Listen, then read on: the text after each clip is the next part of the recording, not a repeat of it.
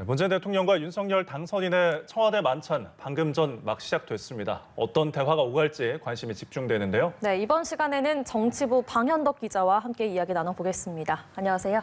예, 어서 오십시오. 자, 지금 만찬이 이루어지고 있는 곳, 조금 전에 청와대 상춘제라고 전해드렸는데 사실 상춘제가 어떤 곳인지 좀 생소한 분들도 있으실 것 같아요. 먼저 설명을 해주시죠. 상춘제라는 곳은 청와대 경내에 있는 유일한 한옥 건물입니다. 예. 그동안 이제 문 대통령이 기업인과 간담회를 하거나 외국 정상과 만찬을 하거나 또 여야 대표와 어떤 회동을 할 때 쓰였던 걸로 볼 수 있으실 겁니다. 예. 네. 건물 바로 앞에 녹지원이라고 부르는 이 큰 정원이 있습니다. 예. 그래서 여기서 청와대 본관이나 업무동인 이 여민관보다는 좀 분위기가 자유롭다 이런 이점이 있을 것 같고요. 네. 이 문 대통령과 윤 당선인이 청와대 내에서 공개적으로 만나는 게 이번이 세 번째입니다.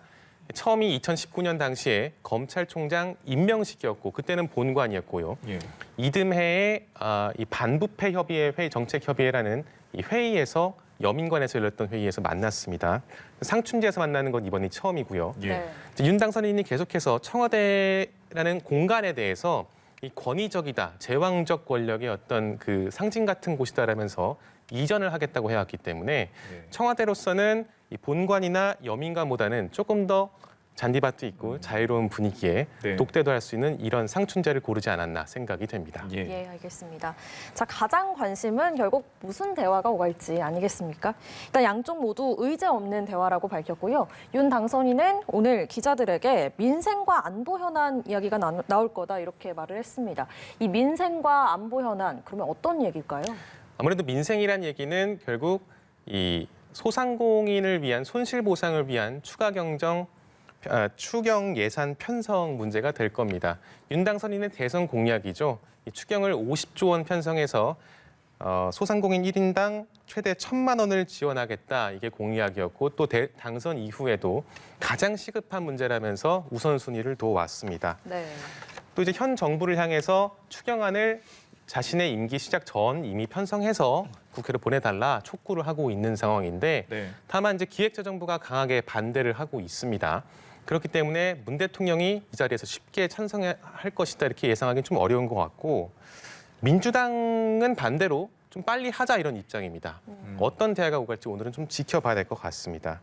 또 다른 민생 문제가 아무래도 코로나겠죠. 방역 정책인데 네. 인수위 내에 코로나 특위에서 현 정부의 방역 정책을 정치 방역이라고 규정하고 과학 방역하자 7가지 제안을 내놓은 바 있는데 이런 것도 오늘 윤 당선인이 청와대에서 언급을 할 수 있을 수도 있습니다.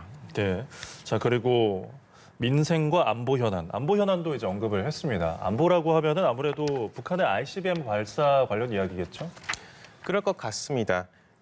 이미 문 대통령이 서훈 국가안보실장을 통이동으로 보내서 윤 당선인에게 관련 정보를 공유한 바 있습니다. 네. 그런 만큼 이 신구 권력이 적어도 대북 문제에 대해서는 안보 문제에 대해서는 공동 전선을 형성했다고 평가할 수 있을 것 같은데요. 예.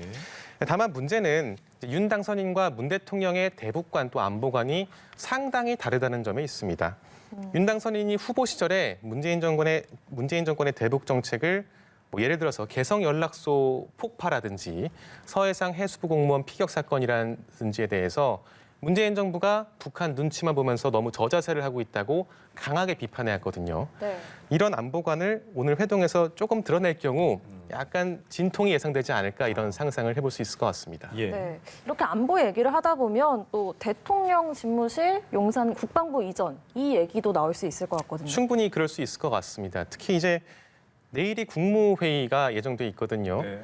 윤 당선인 쪽에서는 내일 국무회의에서 회동이 잘 풀릴 경우 이 집무실 이전을 위한 예비비 496억 원이 상정될 수도 있지 않을까 기대를 좀 걸어보는 것 같습니다. 하지만 문 대통령은 취임 전 집무실 이전은 안보 공백이 생길 수 있다는 이유로 반대를 하고 있기 때문에 네. 또 현재로서는 이 입장을 바꿀 만한 명분이 보이지 않는 상황이라 대화가 쉽게 흘러갈지는 좀 봐야 될 것 같습니다. 무엇보다도 윤 당선인이 취임 즉시 청와대 개방을 지금 공약해왔지 않습니까? 네. 이 얘기는 무엇이냐 하면은 문 대통령 입장에서는 어떻게 보면 쫓겨가는 것처럼 보일 수 있는 그림입니다. 그런 점이 청와대 쪽 신경을 많이 자극해온 점도 있고요. 그래서 대화가 어떻게 흘러갈지는 좀 지켜봐야 되겠다 생각이 듭니다. 예. 그리고 대화 주제 중에 또 하나로 꼽히는 것이 조금은 민감한 주제죠.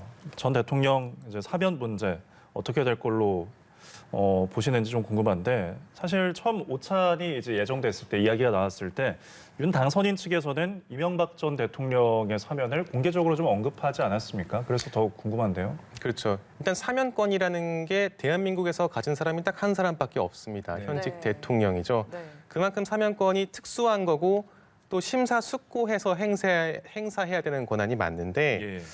근데 그거를 공개적으로 그간 이제 윤 당선인 쪽이 촉구해 왔던 것도 사실이고요. 또 안 들어주면 마치 국민 통합을 해칠 수 있다는 식으로 주장해온 것도 있기 때문에 청와대가 많이 자극이 된 것 같습니다. 게다가 이명박 전 대통령과 문 대통령의 최측근이죠. 김경수 전 경남도지사의 패키지 사면 얘기까지 예. 나왔지 않습니까? 어떻게 보면은 어떤 정치적 거래처럼 비춰질 수 있기 때문에 네. 문 대통령이 쉽게 오늘 또 결단하기 어렵지 않을까 생각이 듭니다. 네. 예. 그렇다면 또 감사위원 인사법 문제는 어떨까요? 일단락이 됐다고 봐야 될까요? 일단은 그렇게 보입니다. 감사위원은 감사원장이 이 제청을 대통령에게 하는 구조이기 때문에 감사원에서 신구 권력 간에 이 협의를 해라 이런 취지로 밝힌 만큼 일단락됐다고 볼 수 있을 것 같습니다. 그런 만큼 오늘 회동에서 구체적으로 누구를 임명할 것이냐 이런 조율이 이뤄질 수도 있습니다. 일각에서는 2008년 이명박 전 당시 당선인이죠. 노무현 전 대통령과 이명박 당시 당선인 이 둘의 인사권 갈등과 비슷하다 이런 분석도 내놓는데요. 당시도 노무현 대통령이 공기업 인사를 진행했는데 예. 이명박 당선인 쪽에서 중단하라 이런 공개적인 항의를 했습니다. 항의 공문까지 보냈었습니다. 노무현 대통령도 모욕을 주는 거냐 공개 반발하면서 일대 혼란이 일었었는데 네. 예. 다행히 원만하게 조율이 돼서 노 대통령이 이 당선인과 협의를 해서 입장을 반영해서 경찰청장 같은 인사를 원만하게 한 적이 있습니다. 그때 대통령 비서실장이 바로 문재인 대통령이거든요. 그러니까 그 당시 같은 그런 좀 원만한 모습을 오늘도 보여줄 수 있을지 지켜봐야 할 것 같습니다. 예, 네. 그렇습니다. 사실 오늘 회동 내용뿐만 아니라 분위기는 어떨지 또 관심이 모아지고 있습니다. 문 대통령과 윤 당선인 조금 전에도 언급해 주신 것처럼 2020년 이제 여민관에서 만난 이후에 1년 9개월 만이거든요. 어떨까요? 어떤 분위기가 좀 형성이 될까요? 그 당시만 해도 문재인 대통령이 직접 발탁한 그 우리 총장님이라고 했었죠. 우리 예. 총장님이었는데 이제는 상대편 정당 소속으로 정권 교체까지 이뤄낸 당선인으로서 이제 대면하게 되는 겁니다. 네. 특히 윤 당선인이 그동안 선거 기간에 특히 문재인 정권을 뭐 이권 카르텔이라든지 뭐 고의적으로 집값을 올렸다, 아픈 부분을 콕 집어서 이렇게 비판한다든지 할 수 있는 모든 비판을 다 했습니다. 또 문 대통령도 마찬가지인 게 윤 당선인이 언론 인터뷰에서 전 정권 적폐 수사를 하겠느냐 했을 때 하겠다 또 얘기했거든요. 예. 그 당시에 문 대통령이 강력한 분노를 표하며 사과를 요구한다 이렇게까지 밝혔습니다. 예. 네. 객관적으로 두 명이 조금 어색할 수 있는 상황은 맞는 것 같습니다. 다만 만찬 분위기까지 그럴 거냐 그건 좀 지켜봐야 될 것 같습니다. 예. 선거 과정 얘기는 어쨌든 선거 과정의 얘기일 것이고 기본적으로 두 사람의 어떤 인간적 신뢰까지 훼손됐다 이렇게 평가하기는 조금 무리가 있을 수 있기 때문에 또 양측이 계속해서 협치 시그널을 보내왔습니다. 윤 당선인 같은 경우도 최근에 이제 문재인 정부의 잘한 정책은 계승하겠다. 그러니까 문 대통령, 문 정부를 계승하겠다라는 메시지까지 보냈거든요. 네. 그러니까 여기다가 음식이나 또 반주를 곁들이면서 상당히 스무스한 분위기가 연출될 가능성도 배제할 수 없을 것 같습니다. 네, 예. 알겠습니다. 지금 청와대 상춘제에서 진행 중이죠. 문재인 대통령과 윤석열 당선인의 만찬 회동에 대해서 어떤 얘기 오갈지 정치부 방현덕 기자와 함께 이야기 나눠봤습니다. 고맙습니다. 고맙습니다.